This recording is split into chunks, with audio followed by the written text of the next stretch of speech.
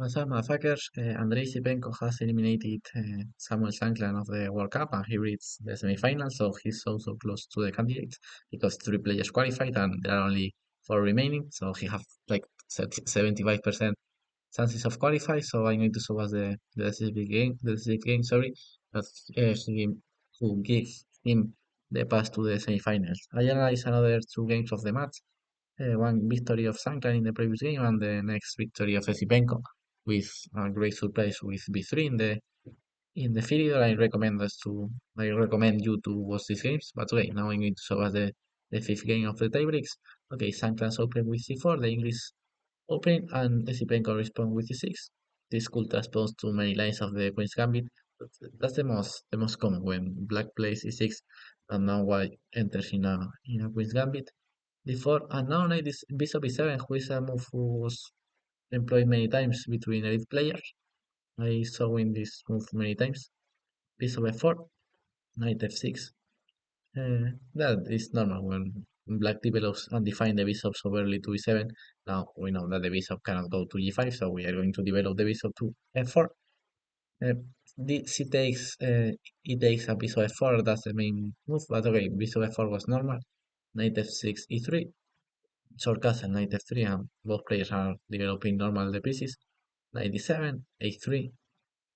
Uh, a3 idea is okay. White doesn't want to develop the bishop because if he develops so early the bishop, now black is going to take on c4, and he's winning a tempo to the bishop. So White doesn't want to lose this tempo. So for that reason, he is still playing like a more quiet, just waiting that black takes on c4 and recapture with a tempo, which is what's happening in the game.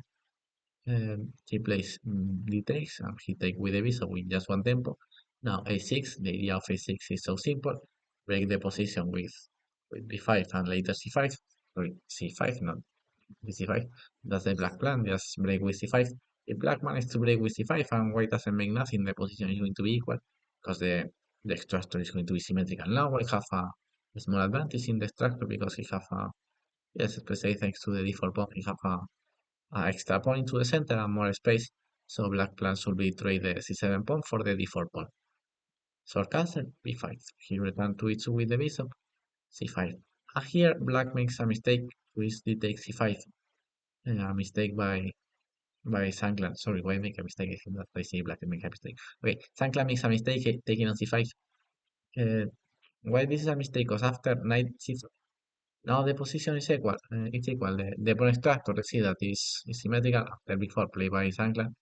Sorry, after before the pawn structure is symmetrical. They have the same pawns there and there, and the pieces placement are more or less yes, not symmetrical, but okay, the knights are more or less similar. Okay, we'll have a knight on f3. The knight is on c3. Okay, this knight is going to return to e7. These both bishops are on e2 and on e7. The only difference are the f4 and this and c8 bishop. But okay, this bishop is going to be to b7, and I think that black have a better bishop than white. So I don't see any white advantage in this position. Just everything is symmetrical except of these four pieces. So okay, I accept that the c3 knight will be slightly better. Yes, the c3 knight is slightly better than the e7 knight, but this bishop is sorry, not the f4 bishop is the not symmetrical bishop, but the bishop on b7 is going to be better played than the bishop on f4. So that could be that black have a good bishop and a bad knight, and white have a bad bishop and a good knight. But I prefer black position here, but at least it's more or less equal. So for that reason, in this moment, white only try to take advantage was d5. Looks like a normal move, and he takes, knight takes, knight takes, queen takes, and white have a small developing advantage and have some initiative. Plus, talking only about the pawn structure, like it's completely fine because he have more space with these pawns. And this pawn majority looks promising, but white have some initiative because okay, now he's attacking the rook, and after rook e7, now a4, good move, b takes, rook takes. Okay, now these pawns are not so good that like two moves ago.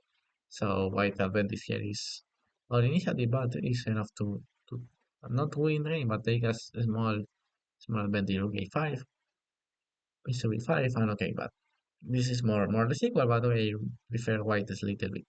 Problem of d takes e5 is that after knight takes now, okay, the position now is equal, but the bishop is coming to b7 and looks a little bit more pleasant for black. Knight d7, no, queen b3. This square is bad for the queen. I don't know what the queen is doing on b3. Black, white good placement of the pieces was first place the queen on d3, but the idea is going to be later go to b1 with this queen. Bishop b7, of course, rook c1, rook c8, rook fd1, and after knight b6, just go with the queen to e1, attacking the black queen. Okay, this is more or less equal.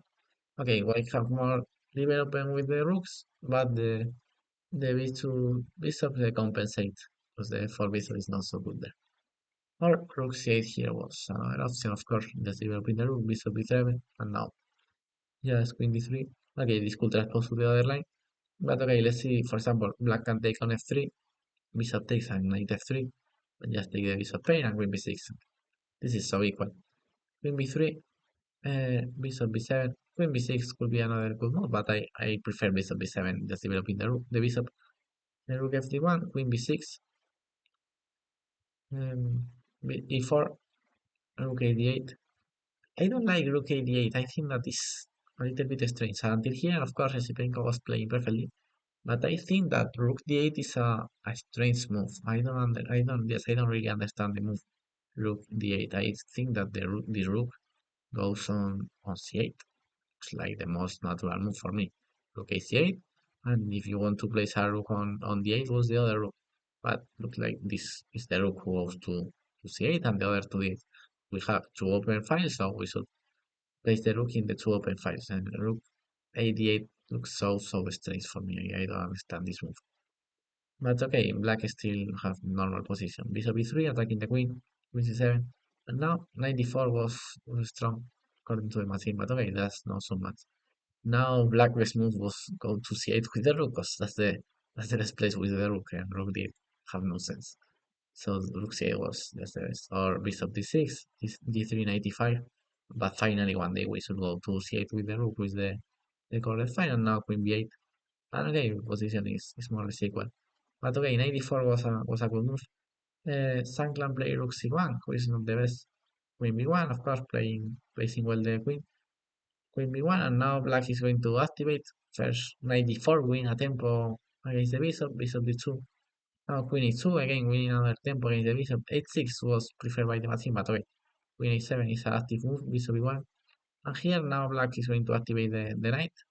Knight b6 or was playable, but okay, he played knight d5, was fine too. But principally black advantage is just this bishop who is so active. Please compare this bishop with his counter. The other bishop is only one, and we have the bishop on b7. So that's the huge black difference. The bishops. 95, knight takes. Now black white should activate his pieces with a4. Looks so natural. You're activating your knight and your bishop with only just a pawn move. So a4 here looks so natural. Instead of that, he played king f1.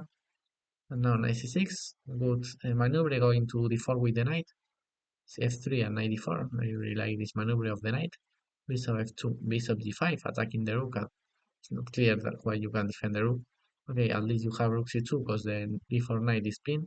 So e5, good move defending the knight, and now we can remove the queen to unpin the knight. Bishop d3, queen b8, unpinning the knight, good move. Rook e2, and now ESIPENKO make another good move. I told him that the bishop on b7 is very good place and everything, but now the bishop on b7 is not so good place because we have a pawn on f3 blockading the pawn on e4, sorry, blockading the b7 bishop, so he make a good regrouping, improving the bishop, bishop c8. h5 here was playable too, but the next move is going to be bishop c8, good move, a4, bishop e6, knight e2. Here he doesn't understand so good the position because he played rook d7, maybe to double rooks into the d5. Of course, he's putting pressure with rook d7. I'm not going to say that he doesn't understand the position because he's putting some pressure with rook d7. But rook c8 or h5 was better there. But okay, rook d7 was fine. Knight takes, pawn takes. Now bishop d3 is like the refutation, or rook d3, which is not a huge refutation, but it's a little bit annoying. If queen b7, yeah, rook c2, for example, but okay, black is finding up these lines. But okay, black white position is going to be a little bit solid. I don't like g3 because you are opening more your king. So I don't like the move g3. No, bishop e3. Good move trading this bishop and trying to open the d5 for the rook. That's a huge idea. Black doesn't want to take on f2, but he just want to open the d5 for the rooks. Rook c2, rook a7, trying to enter into the a5. Rook a3, good idea. Playing so active rook c5. Rook b3, still activating the rook, and he finally captured a pawn. Bishop takes, he takes queen c1, and now black is just winning because he plays so active. Now he have an extra pawn. Okay, who pawn could be lost the e3 pawn, but the b pawn could be is going to be a pass pawn, and white king is so open, so black is winning here. Here rook d8 followed by queen b6 was the most annoying way to play, and all the white pieces are defending each other, so that's no easy for white to move his pieces. Queen d6. The problem is that ESIPENKO spent many moves, like 40 moves or no more. He spent 43 moves with the rook on f8, who looks a little bit strange. Okay, queen d6, bishop e2 again. It was better, yes, finally move this fucking rook. Okay, he three bishops. Bishop takes rook d5, and now he made the natural move queen a6. When I watched in the game on live, I thought that this move was normal, but the problem is that here I have king d2 and it's not easy to enter. Here was so strong the move queen a6, and if queen takes rook b2 and now c3 is coming, and the rook is so annoying to the second rank. Here rook is e3 c3, king g1 rook b2, and okay, black is so active. So queen a6. Now king e2, king e2 was the best move. H4 I don't like because now the white king is so open. So this it's difficult to play with a open king against queen and rooks. E3 and pawn queen f6, attacking f3. He finally take, and now he played finally rook f8 in the move 43. Finally developed the f8 rook, but that's not the correct way to put pressure into the b5. It was better to play queen b6. Because with rook b8, black have this incredible defense. First, queen c3, very good move, rook b1, and now white can defend incredibly with king g2, rook b2, and king h3. This defense is incredible. Okay, if we cover the g4 square, white just can take queen e6 and g4, and yes, there are no checkmate there. And if king g4 and the white king is safe there on g4, incredible. There are no checkmate. Here, king f4, and there are no checkmate. But okay, Sankland missed this defense of king g2. Because it looks like this checkmate, but no, it's not checkmate. Incredible. And he goes to king e2, and he resigns after rook takes. God, okay. Queen takes, rook takes, and if king takes, now queen d8. Doesn't matter where you go with the king, just queen d1. So, or if you go there, here and here. So, okay, Sankland resigned here, but he could defend the position incredibly with king d2, but he missed this idea. But okay, all the time ESIPENKO is putting so much pressure with the playing so active with the b7 bishop, later improving the bishop to b7 to e6. So this victory helped ESIPENKO to advance to the next round.